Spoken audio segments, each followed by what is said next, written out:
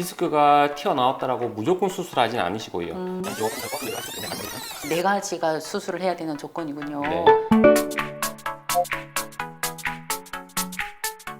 예전에도 그랬고 지금도 그렇습니다. 허리 디스크 수술에 대한 궁금증은 늘 많은데요. 그래서 말인데 오늘은 든든한 병원 신종원 원장님 모시고 그 궁금증을 싹 해결해 드리도록 하겠습니다. 원장님 안녕하세요. 안녕하세요. 첫 번째 질문입니다. 혹시 원장님 허리 디스크 수술은 무조건 해야 되나요? 아니요, 그렇지 않습니다. 수술을 해야 되는 경우는 네네. 정해져 있습니다. 허리 수술을 해야 되는 경우는 정해져 있다고 하는데요. 그러면 정해진 그 조건이 어떤 건지 말씀해 주실 수 네. 있으신가요? 첫 번째는 소대변 장애가 갑작스럽게 발생하는 경우, 두 번째는 다리에 힘이 빠진다든지 근력이 저하된 경우, 세 번째는 통증이 매우 심한 경우, 네 번째는 약물 치료라든지 물리치료, 통증 치료 같은 다른 치료를 하였음에도 불구하고 지속되는 경우, 이렇게 네 가지가 되겠습니다.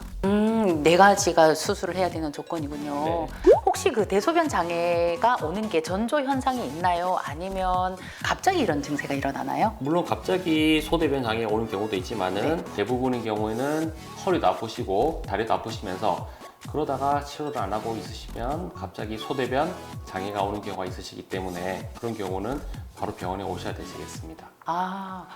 이런 경우에도 디스크 증상과도 연관성이 있으니까 좀 잘 참고하셨으면 좋겠습니다. 병원에서는 디스크가 심하지 않다고 하는데 그런데 나는 너무 아파. 이런 경우에는 어떻게 하는 게 좋을까요? 디스크가 신경을 누른다 해가지고 무조건 수술하지는 않으시고요. 그런 경우는 약물 치료나 통증 주사 요법 그리고 여러 가지 시술이 있으니까 다른 치료를 먼저 받아보시는 게 순서가 되시겠습니다. 다른 치료를 먼저 좀 해보시고 그러다가도 좋지 않을 경우에는 수술을 좀 권유하신다는 말씀인 것 같은데 여러분들 한번 체크해 보시면 좋을 것 같습니다. 원장님, 아까 말씀해 주신 내용 중에서 다리에 힘이 빠진다는 내용이 있었는데 혹시 그 다리에 힘이 빠지는 정도가 어느 정도인지 알 수 있을까요? 갑자기 힘이 완전히 빠지시는 경우도 있지만 대개의 경우는 걸어가시다가 다리를 저신다든지 혹은 운전하시다가 다리에 힘이 빠진다든지 그런 경우가 많으시기 때문에 그런 경우는 무조건 병원 오셔가지고 정밀하게 검사를 해보셔야 되시겠습니다. 운전 중에 힘이 빠진다는 건 되게 위험할 수도 있겠다, 그죠? 사전에 체크를 좀 잘 해보셔야 될 것 같습니다.